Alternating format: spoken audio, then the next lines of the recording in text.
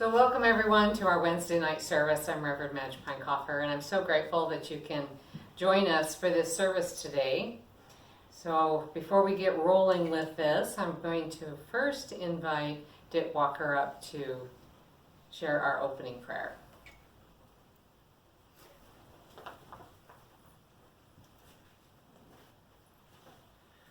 Good evening, everyone. Our opening prayer is from the Home Center Ministerial Team, Reverend Joe Peinkofer, and he's given us a very good one tonight. Dear God, we thank you for the divine message that we will receive from Reverend Madge this evening. As we look back over the years, some 25 years ago, our home center was founded. God, you have been our protector, and your ministers have presented a great many messages to us as your spiritual truths. We thank you for these truths, for they are the miracle of God and Christ as love and light in our world. So on this beautiful evening, we gather in the Home Center Chapel in body and in spirit to hear from Reverend Madge. Our gathering follows a very sacred day to the metaphysical community, the summer solstice. According to God's clock, this is the earliest summer solstice in 124 years. I believe this is God's way of giving us more time to unwind and relax in the summer warmth. In God and Christ, love and light, let us enjoy this wonderful summer. Amen. And now I turn you over to Reverend Madge. Thank you, Dick.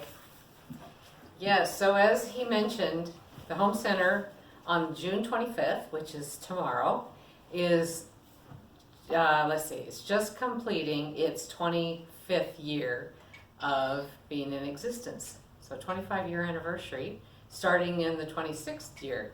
So it's quite remarkable to have our organization going so well and so strong for this length of time. And it's still going strong.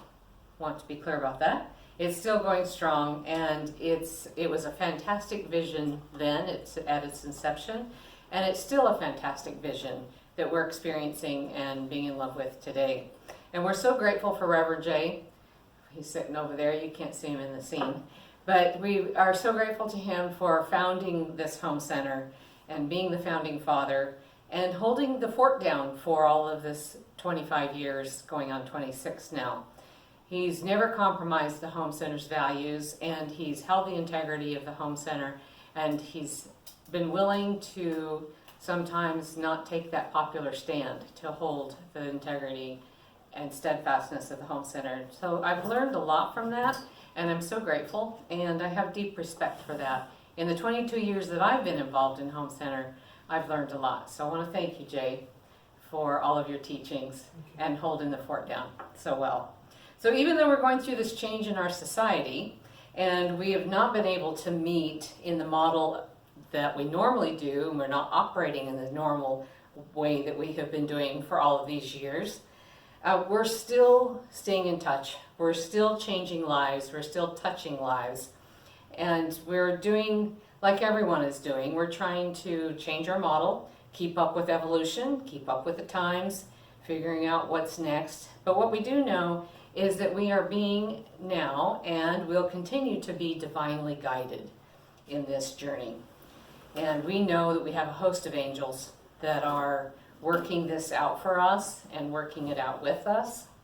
And we're excited for the future of the Home Center, and we look forward to you being a part of our future, and we're grateful to those of you that have been a part of the Home Center in the past and currently. So we invite everyone to be a part of the Home Center family.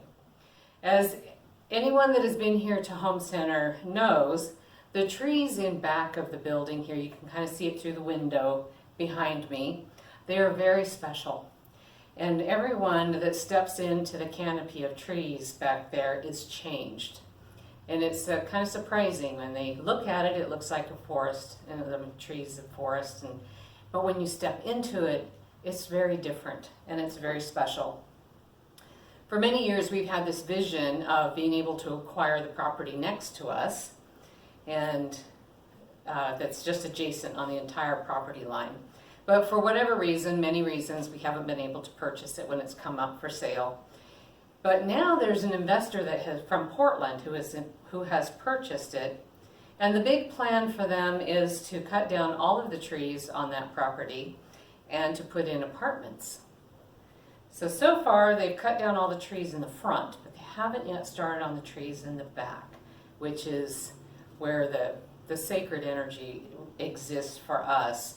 So we're grateful for that. So our prayer and our intention that we're holding in the spirit of the highest and greatest good for all involved is that if there's any way for things not to work out for the investor, to proceed with that, but there is a way for the home center to be able to acquire that property before they cut all the trees down in the back, we would be very grateful. So we would develop that into the expression of the magnificence with nature that it deserves to be, that we believe it deserves to be. We would expand and preserve that very special energy that already exists on Home Center. It would just mean that it's more of that in that same energy. So if any of you would like to join us in that thought or that prayer, that intention, and hold that for us, we would really appreciate that, because we know that there are powers in numbers and we can do great things together. So thank you so much. And let us celebrate 25 years of this amazing organization, and knowing that we're going to continue on and be very strong and have many lives that we have the opportunity of touching and being in community with. So thank you for allowing me that moment of sharing with all of you. So now for the message.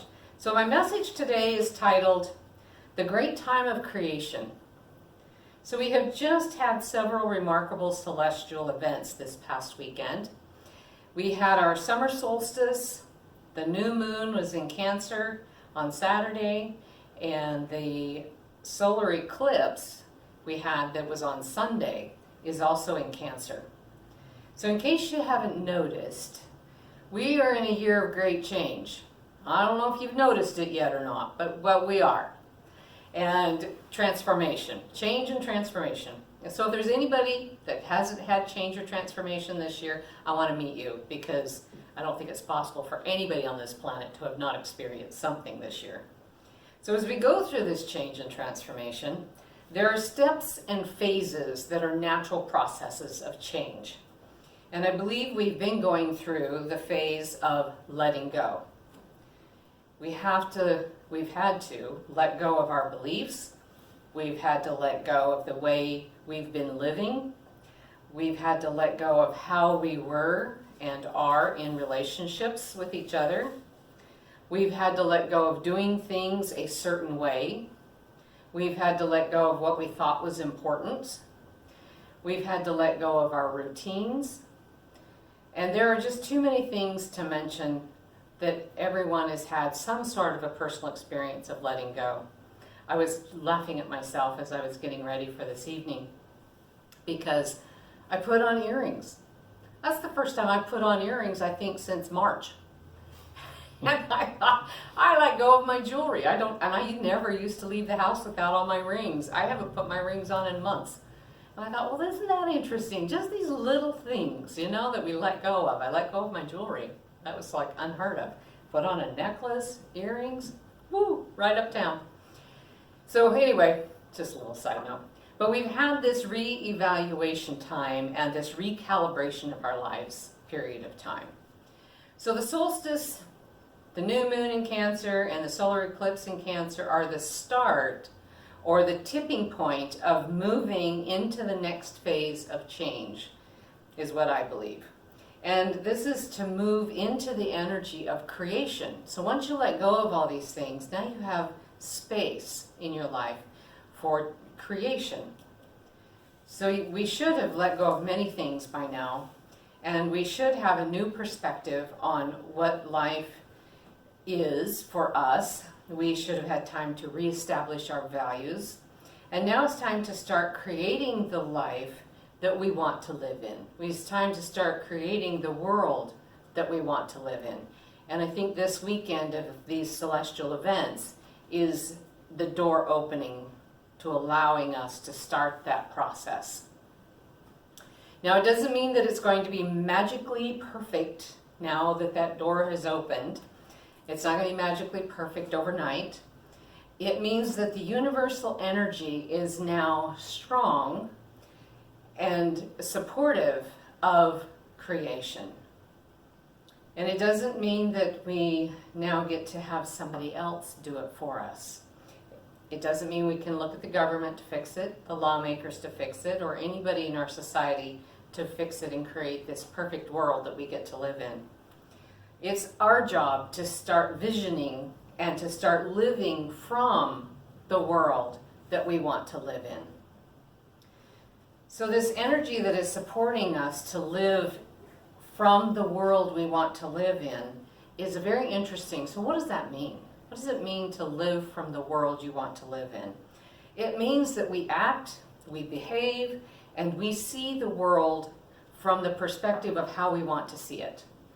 I believe that people are already doing this. I'm experiencing it in little ways. These little ways are not hitting the news, and they hardly hit my radar, but I notice it because it has a different frequency about it.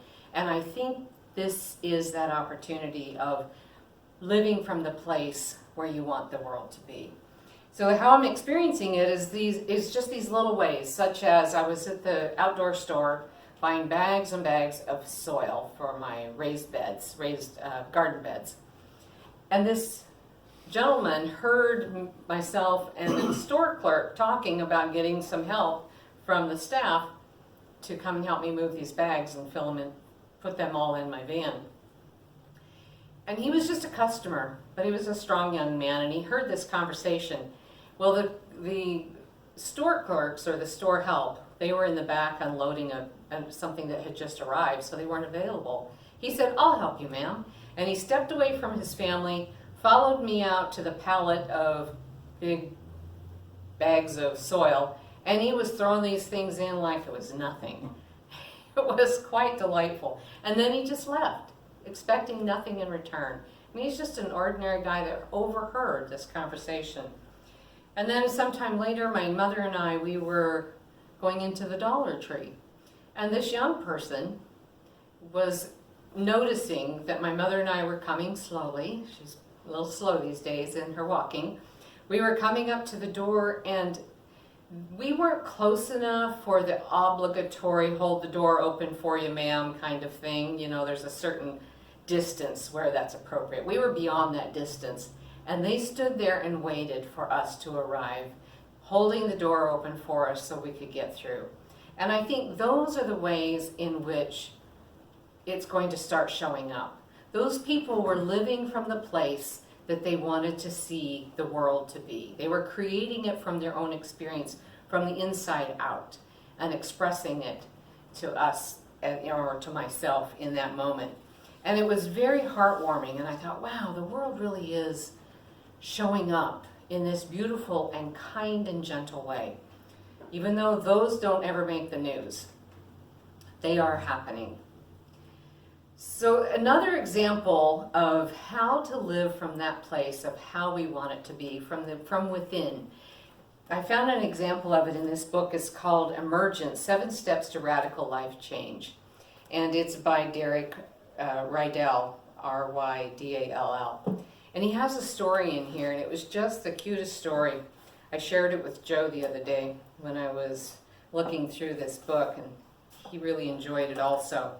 So it's in the 4th stage of this radical change in your life. And the name of this chapter is called Give What Appears Missing. That's what intrigued me to actually read this chapter. It says, Give What Is Missing. And then the little subtitle of that sayings is, You Only Keep What You Give Away. I thought that was pretty profound. So I want to read to you this story. So get your blanket and your pillow. We're reading a story. So the story goes like this. My husband and I could not say 2 words to each other without drawing blood, Jill cried to her therapist. The second he walks through the door, we're at each other's throats. Deep down, I know the love is still there, but it seems hopelessly buried. Well, listening intently, the therapist reached into his drawer, pulled out a bottle, and handed it to her. This is holy water. blessed by a Swami from India. He said, for the next week, whenever your husband's about to enter the room, take a drink, hold some in your mouth, on your tongue, and look into his eyes. After a couple of seconds, swallow it. You should notice an improvement in your interactions right away. Well, Jill went home, waited eagerly for her other half to return. When he walked in, she took a swig of the blessed water and silently held his gaze. He gave her a suspicious look and then grinned curiously. She swallowed the water and asked how his day had gone. Amazingly, they didn't argue. In fact, they had one of their most intimate talks in recent memory, and the next night before he went to bed, Jill snuck another jolt of the powerful liquid, performing the same ritual. After a few moments, it was as if a veil had lifted and she saw him in a whole new light, saw him for the first time again, saw the man she had fallen in love with. The predicted fight never came, and the rest of the night was anything but predictable. The following week, with her water supply depleting and her love life nearly replenished, Jill returned to the therapist, proclaiming that the treatment was healing her marriage and that she needed to get a hold of more holy water and fast. The therapist smiled and revealed that the magical potion was nothing but store-bought mountain spring bottled water. The power that healed her relationship wasn't from some Swami in India or some sacred elixir. It had been in her all along. So we are the answer that we've been seeking is the title of this next section. I'll read this to you because it still has pretty good anecdotal information that is pretty sweet. So what created this outcome in Jill? It was her expectation or intention or the result of breaking a habit. Certainly these are important, but something else was going on here. In choosing silence, she pressed the pause button on the inner movie projector and had been replaying that old conflict over and over, was no longer happening. And in that space, she made room for something new, something more authentic and loving, her deep nature to emerge. She also created the conditions for her partner to do the same. She momentarily stepped out of the story that her partner was the problem. So we always think it's the other person. It's them. They got to change. And that it was something he wasn't giving that was missing, and allowed something more to come out of her. Instead of waiting for him to listen, she listened to him. Instead of waiting for him to see her, she looked long enough to really see him. Instead of blaming and remaining a victim of her circumstance, she took back the power and showed up in the relationship in a way she wanted him to be. Isn't that beautiful? The way she flipped it around by just pausing long enough to be what was missing in the relationship. It may have been mostly accidental, but an important principle was nonetheless revealed. And I'll end it with this last statement of what the principle is. Everything she thought was missing from the relationship had been in her all along, just waiting for her to become congruent with it and let it out. So I love that story because in relationship to our world today, we have the peace within us that we want to see out in the world. We have the unity within us that we want to see. We have the blessings that we want to see come from other people. We have it all within us. And the way that it's going to show up in the world around us is to be that which is missing, to be that which is kind, to be that which is peaceful, and be that which is, everything that we want it to be is what we have to be within. And it has to come from within us to be expressed out here. It comes from the inside out, not from the outside in. So I want to leave you with that moral of the story, that it's up to us to be in that state of creation. That's how we're going to create the world together, is from within. So I want to read you this ending prayer poem. Don't know that I have, and I didn't have an author on it, but it's very lovely. Sea and stone and sky and earth, tied together with dew and rain, every facet of creation is precious. This world will be our home no matter where we may go, its very existence a beacon of providence. Our fates are so tightly intertwined that we each share its perils. Every injury against creation injures us. Though the task is great and the road is steep, we know that through harmony, unity, and peace, the children of the world can save the world. We focus our spirits, our words, our thoughts, and our wills, our aims, and our deeds on sustaining this gift, which in turn sustains us. I thought that was a nice poem that went along with the idea that this is a great time of creation and we need to give that which is missing in the world. So thank you for being with us this evening, and I hope this message is inspiring to you and helps give us a place to start as the door of creation is opening for us in this next year. So thank you all, and good night.